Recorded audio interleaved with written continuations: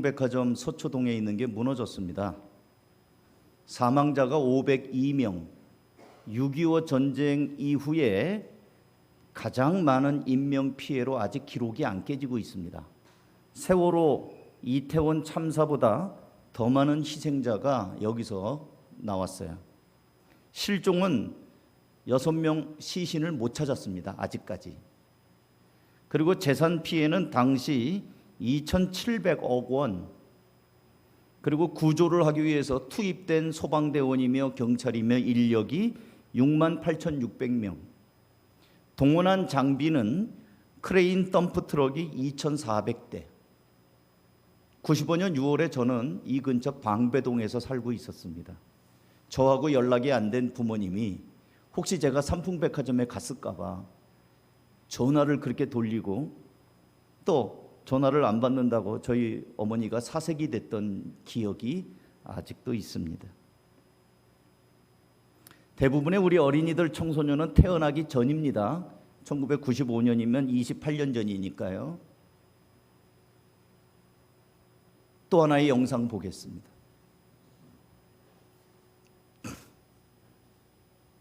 이건 지난주의 보도입니다. 지난 주일날. 경기도 남양주의 공공분양 아파트입니다. 국토부 조사 결과 아파트 지하주차장 기둥 16개 가운데 15개에서 보강 철근이 빠진 것으로 파악됐습니다. 천장을 지지하는 테두리 보나 벽 없이 기둥이 하중을 견디는 무량판 구조로 시공돼 그만큼 기둥 안에 철근을 더 넣었어야 했지만 이를 빼놓고 지은 겁니다. 입주민들 사이에서 되게 불안해하고 있고 또 다시 공사가 된다고 해도 너무 지금 불편함도 감수해야 되는 거니까.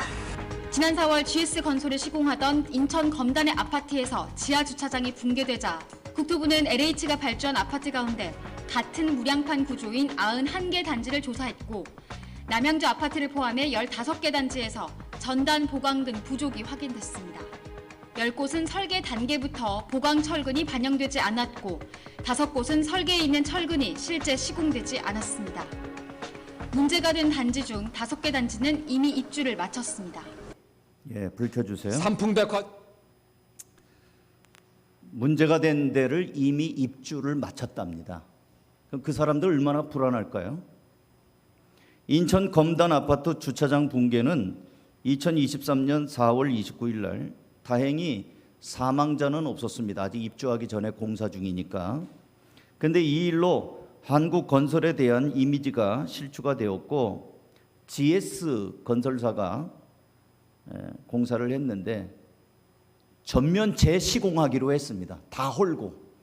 그래가지고 들어간 돈이 얼마냐? 1조 원을 들여서 재시공하기로 결정을 하고 회사의 그 대표가 국민들 앞에 사과하는 그런 일이 생겼습니다. 부실공사죠. 저는 어렸을 때 마포에 와우 아파트가 무너지는 것을 본 적이 있습니다. 그 보도를 본 적이 있어요. 그 동네에도 제가 살았거든요. 가까운 신촌 쪽에 살았거든요. 오늘 이 여러분 보도나 이런 영상을 통해서 본 게 이런 데만 있는 게 아니고 성경에서 예수님이 말씀을 하고 계셔요. 그래서 오늘 마태복음 7장 24절에서 27절 말씀, 제가 그래서 성경 보기 전에 영상부터 본 겁니다. 제가 읽어드릴게요. 마태복음 7장 24절. 그러므로 누구든지 나의 이 말을 듣고 행하는 자는 그 집을 반석 위에 지은 지혜로운 사람 같으리니 비가 내리고 창수가 나고 바람이 불어 그 집에 부딪히되 무너지지 아니하나니 이는 주추를 반석 위에 놓은 까닭이요 나의 이 말을 듣고 행하지 아니하는 자는 그 집을 모래 위에 지은 어리석은 사람 같으리니 비가 내리고 창수가 나고 바람이 불어 그 집에 부딪힘에 무너져 그 무너짐이 심하니라. 예수님이 지금 비유의 말씀을 하고 있는데 두 종류의 사람이 집을 짓고 있다. 똑같은 재료로 집을 짓고 있다. 근데 한 사람은 집을 반석 위에다 짓고 한 사람은 집을 모래 위에다 짓는다. 근데 비가 내리고 홍수가 올라오고 비바람이 불 때 어떤 집은 무너지고 어떤 집은 무너지지 않았다. 그러면서 예수님께서는 나의 이 말을 듣고 지키는 자는 반석에다 짓는 지혜로운 사람이고 나의 이 말을 듣고 행하지 않는 사람, 지키지 않는 사람은 모래 위에 짓는 사람과 같다. 똑같은 재료로 집을 짓는데 어떤 것은 폭삭 무너지고 어떤 것은 든든하게 서 있더라는 거예요. 시비가 엇갈렸습니다. 도대체 그 차이가 무엇일까요? 재료가 문제일까요? 아니에요. 아까 제가 말씀드렸잖아요. 똑같은 재료로 짓는다고. 그럼 기술의 차이일까요? 아니에요. 기술도 똑같아. 차이는 뭐냐면 기초가 뭐냐. 기초가 반석이냐 모래냐. 반석은 안 무너지고 모래는 무너지는 거예요. 기초, 기본이에요. 어디에다가 이 집을 짓는 기둥을 세웠느냐, 그 차이예요. 그러면 그 당시 사람들이 바보가 아닌데 왜 모래에다 지었을까? 반석에다 짓는 건 당연한데 왜 모래에다 지었을까요? 여러분, 제가 가끔씩 우리 시화를 오는 사람한테 제가 설명을 이렇게 합니다. 이 동네는 아파트가 10층 이상 아파트가 없어요. 금강 아파트도 10층, 건영 1차도 10층, 영남 아파트도 10층. 10층이 최고예요. 단 저기 아주 아파트만 20 몇 층이에요. 시화는 갯벌을 메꾼 땅입니다. 그래서 이 땅이 질퍽질퍽하고 쑥쑥 들어가요, 이게. 그래서 집을 질 때 여기다가 막 콘크리트 파일을 박아갖고 억지 집안을 만들어서 진 거예요. 높이 못 짓습니다. 그럼 목사님, 저기 100호세는 어떻게 27층, 30층짜리가 있습니까? 거기는요, 갯벌을 메꾼 땅인데 밑에 바위가 나왔어요. 안반층이 있어요. 안반이 있어서 높이 올라가는 거예요. 그러면 그 안반층까지 땅을 팔려면요, 시간 걸리죠. 돈 많이 들어요. 그럼 뒤집어 말하면 왜 모래에다 짓는가? 빨리 짓잖아요. 빨리. 바위에다 지으려면요, 두두두두두 바위 깨야지요. 바위를 평탄 작업을 하는 거는요, 시간 많이 걸리고 돈 많이 들어요. 근데 모래는 삽질만 하면 되거든. 빨리빨리 할 수 있어요. 우리나라 사람들의 그 대표적인 말이 뭐냐면 빨리빨리예요. 한국 사람들에게 외국 사람들이 배우는 말은 빨리빨리입니다. 그래서 외국 사람이 우리나라에 와서 배우는 말 두 종류가 있는데, 하나는 빨리빨리 해, 빨리빨리. 그 다음에 제가 강단에서는 말을 못하겠습니다. 이 XX야. 욕하고 빨리빨리를 외국 사람들이 많이 배운대요. 그러니까 모래에다 집을 짓는 것 빨리 할 수 있잖아요. 삽질만 하면 자리가 나오는데.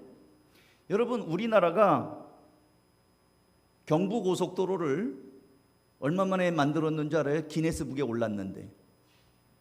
대한민국 경부고속도로가 2년 5개월 만에 완공했습니다. 16개 건설사가 구간을 맡았고요. 군인 3개 공병단이 참여했습니다. 연인원 892만 명이 동원이 됐어요. 박정희 대통령 당시에 그때는 뭐 하면 해 그러잖아요. 그러니까 16개 회사가 투입이 되고 군 부대도 막 군 장비 갖고 막 들어가고, 그리고 165만 대의 건설 장비가 투입됐습니다. 다 신문 보고 제가 말씀드리는 거니까 이 데이터는 거기에서 본 거예요. 그 결과 428km 4차로 공사를 429억 원을 들여가지고 완공했습니다. 당시 건설비가 일본의 10분의 1밖에 안 됐답니다. 근데 이렇게 빨리 공사를 하다 보니까 도로 공사하다가 77명이 죽었어요.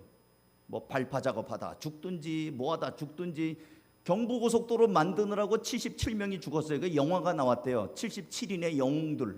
그게 경부고속도로 만들다 죽은 사람을 그 영화로 만든 거예요. 요즘 같은 말도 안 되는 일이죠. 어디 도로 공사한다고 사람이 죽어요. 근데 이렇게 빨리 2년 5개월 만에 428km 되는 경부고속도로를 빨리 만들었어요. 근데 여러분, 경부고속도로가 땜빵하고 빵꾸나고 이래가지고 수리한 돈이 얼마인 줄 알아요? 아까 공사비가 429억 원이라고 그랬는데 수리비만 1527억 원이 들었어요. 4배 들었습니다. 4배. 빨리빨리 하니까 땜빵하고 수리가 해야 되는 거예요. 빨리빨리가 언제나 좋은 건 아닙니다. 물론 우리가 빨리 했기 때문에 어떤 일이 되는 것도 있지만 그렇기 때문에 하자가 많이 발생하는 거예요. 아까 그 공사들도 빨리 해야 돈 벌잖아요. 빨리 해야 백화점도 오픈하고 빨리 해야 입주하면 돈 털고 끝날 거 아니에요. 근데 여러분, 우리나라 속담에 급할수록 천천히 돌아가라는 말이 있습니다. 아무리 급해도 바늘 허리에 씨를 꿰일 수는 없는 거예요. 우후죽순이라는 말이 있죠. 비 온 다음에 대나무가 쭉쭉 올라가요. 여러분, 대나무는 기둥으로 쓸 수가 없습니다. 제목은, 기둥으로 쓸 수 있는 제목은 수십 년 비바람을 이겨가며 속이 꽉 찬 나무로 하는 겁니다. 여러분, 우리가 다음 세대 지금 이 아이들 이렇게 했는데 이거 하루아침에 되지 않아요. 아이들, 목사님 신났습니다. 여러분, 두고 봐야 돼요. 이 아이들은요, 계속 투자해야 되는 거예요. 계속. 한 번 했다고 되지 않아요. 내년에도 여름 캠프 또 해야 되고요. 내년에도 여러분이 또 후원하고 기도해야 돼요. 이 아이들은 계속 해야 되는 거예요. 그러니까 기본으로 돌아가지 않았던 이유는 빨리 해야 되니까. 빨리. 교회도 마찬가지입니다. 빨리 뭘 하려고 하는 건 안 돼요. 사람과의 관계, 한 사람 한 사람이 예수님을 믿고 성장하고, 저는 그래서 저도 전도 훈련을 받은 사람이에요. 뭐 글 없는 책으로도 전도하고, CCC 사형리 갖고도 전도하고, 내비게이터의 브릿지 전도 방법도 전도합니다. 그런데 하면서도 조금 아쉬운 게 뭐냐면 너무 열매를 빨리 따는 거예요. 길거리에서 전도하고 내 말 따라서 해. 하나님, 내 마음을 엽니다. 내 마음을 엽니다. 나의 주인이 돼주세요. 나의 주인이 돼주세요. 제가 예수님 영접합니다. 따라하게 만듭니다. 그리고 나서 너 이제 구원받았다. 그렇게 선언해 주는 거예요. 너무 열매를 일찍 따. 구원이라는 게 그렇게 간단한 게 아니거든요. 예수님을 여러분 믿었다가도 의심했다가도 신앙이 엎치락뒤치락 하잖아요. 예수님은 전 인격적으로 우리가 믿어가는 거거든요. 그런 면에서 구원은 받기도 하지만 받아가는 거예요. 구원이 성숙해가는 거거든요. 빨리빨리 안 됩니다. 기본으로 돌아가는 거는 빨리빨리를 좀 내려놓고 더디 가더라도 천천히 가는 거예요. 또 묻습니다. 당신은 왜 이렇게 빨리 했습니까? 왜 기본에다 하지 않고 모래밭에다 지었습니까? 에이, 지금 비 오는 거 아니잖아요. 지금 당장 비 오는 것도 아닌데. 여러분, 이 지금 이스라엘 이 중동은요, 비가 안 와요. 근데 한 번 오면 오지게 옵니다. 무척 옵니다. 그러니까 평상시엔 비가 안 와. 안 오니까 표시가 안 나. 제가 아프리카에서 살았잖아요. 아프리카도 비 안 와요. 근데 한 번 오면 1년치 비가 와버립니다. 그러니까 평상시 집을 줘도 든든한 것 같아요. 근데 비 한 번 오면 난리가 납니다. 현실주의자들, 당장 비가 오는 거 아니잖아요. 수염이 석자라도 먹어야죠. 나 먹을 것도 없는데. 이런 사람들은 기본이 제대로 갖추지 않아도 할 말이 있는 사람들입니다. 그러나 분명히 기억할 거는 비는 온다는 거예요. 비는 온다.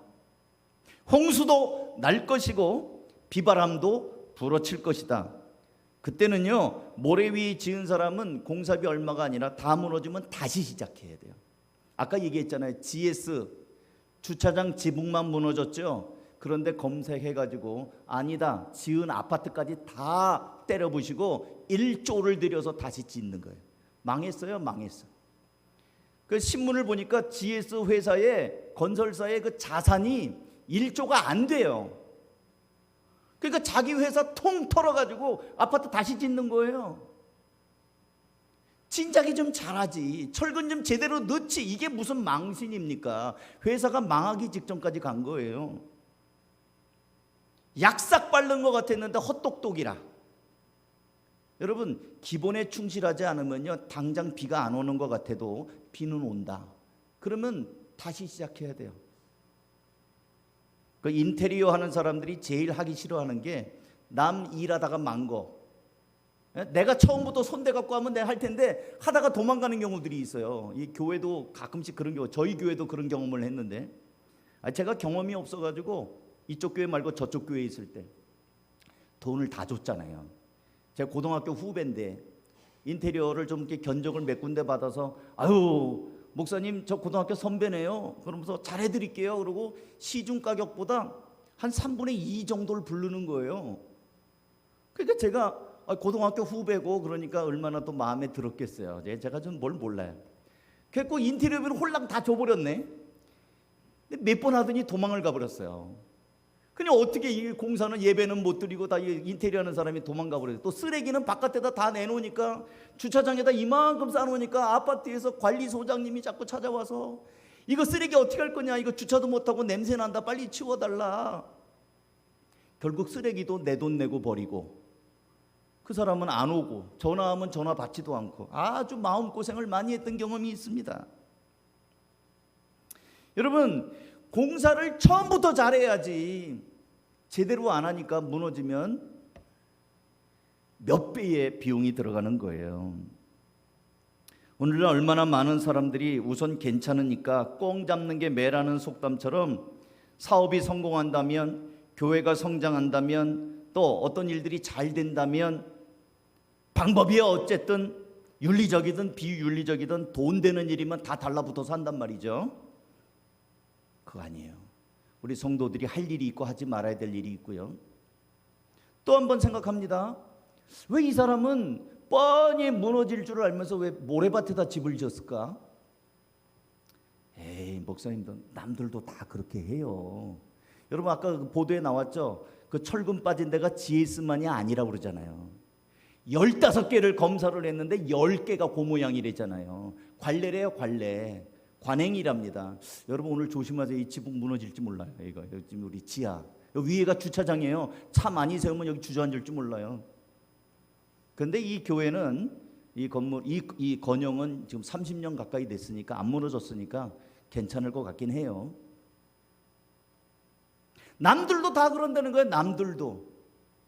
여러분, 남들이 기준입니까? 우리 예수 믿는 사람의 기준이 뭐예요? 청소년들, 우리는 결정하는 기준이 뭡니까? 사람들입니까? 하나님의 말씀입니까?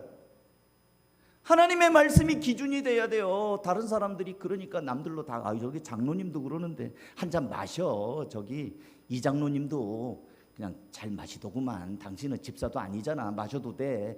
그 목사님도 뭐 괜찮다고 그랬는데, 목사님이 기준이에요? 장로님이 기준이에요? 집사님이 기준이에요? 기준을 사람에다 두고 남들도 다 그런다는 거예요. 모래 위에다 집을 짓는 사람들이 이 사람들만이 아닌 거죠. 남들도 다 그랬고 지난번에 괜찮았어요. 그러니 뭐 이번에 뭐 설마 무슨 일이 일어나겠어요? 근데 여러분, 하나님이 기준입니다. 하나님은 비를 내리시는 분이고요, 하나님은 바람을 부시는 분이셔요. 예수님께서는 우리들을 향하여 마태복음 5장 13절에 너희는 세상의 빛이라, 너희는 세상의 소금이라 라고 말씀하셨습니다. 우리 그리스도인들은 세상과 똑같으면 안 돼요. 우리 다음 세대, 우리 청년들에게 꼭 당부합니다. 똑같으면 안 돼. 구별돼야 된다는 거예요. 우리는 다르게 살아야 되는 거예요. 세상 사람들이 다 그런다고 해서 우리가 똑같이 따라가면 안 되는 거예요. 신앙생활도 마찬가지입니다. 오늘 제가 새벽기도 때 말씀을 드렸는데요. 오늘날 많은 사람들이 자기 편리주의, 실용주의에 빠져 있어요. 교회마다 1부, 2부, 3부, 4부 예배까지 있는 교회들이 있어요. 그런 거는 예배당이 삐좁아서 어쩔 수 없으면은 그건 이해할 만도 해요. 더 크게 지어야 되니까. 근데 그게 아니고 11시 예배가 어중간한 시간이잖아요.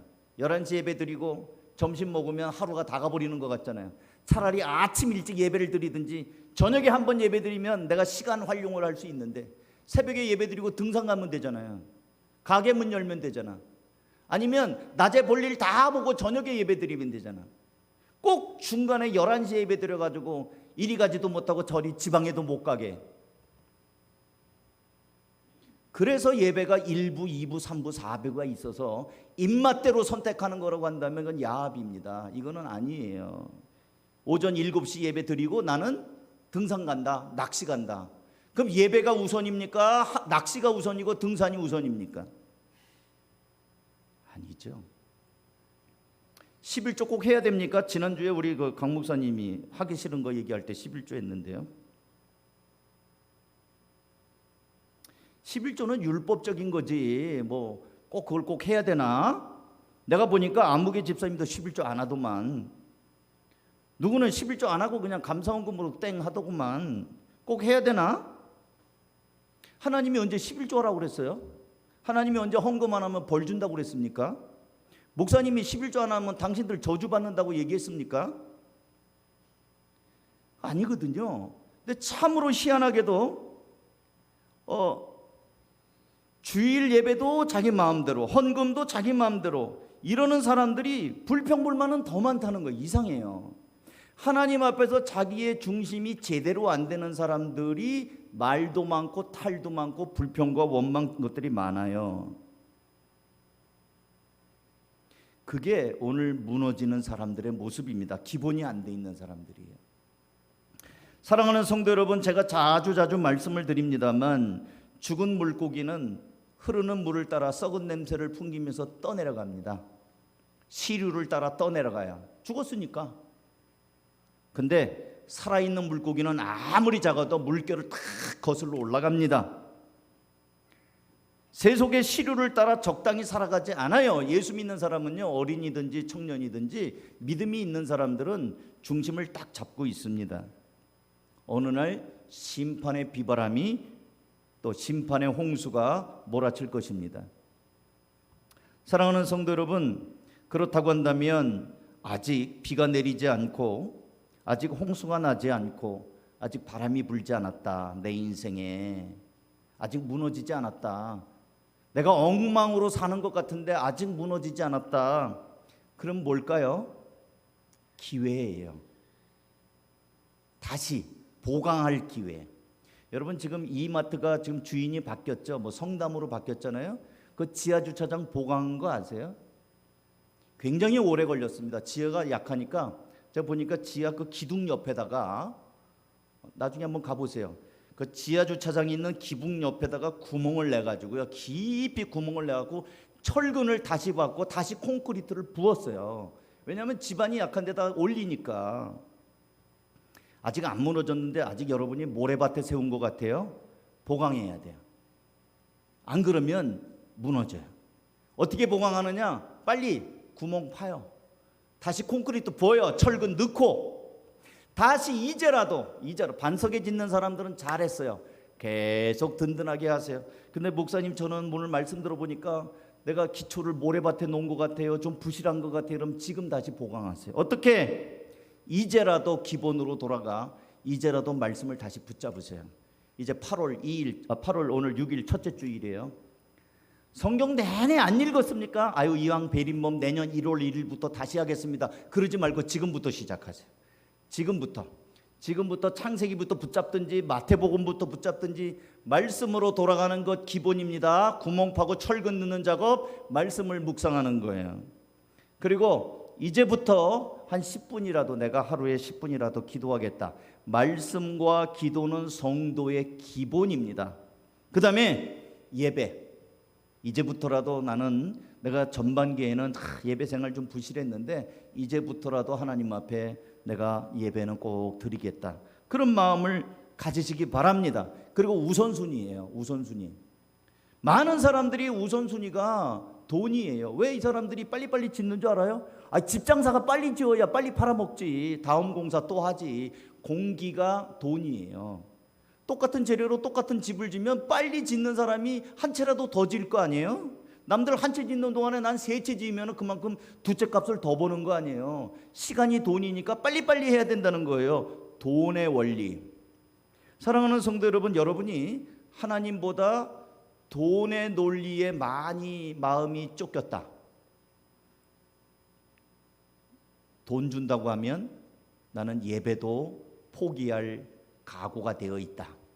제가 어떤 사람한테 물어봤거든요. 아무개님, 100만 원 준다면 주일 예배 드리겠습니까?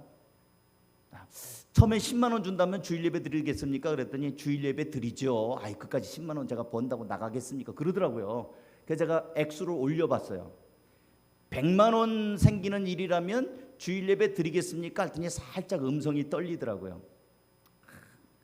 그래도 목사님, 저는 100만 원에 흔들리지 않습니다. 그러더라고요. 그래서 제가 속으로 할렐루야 그랬어요. 1000만 원 생기는 일이라면 주일 예배 어떻게 하겠습니까?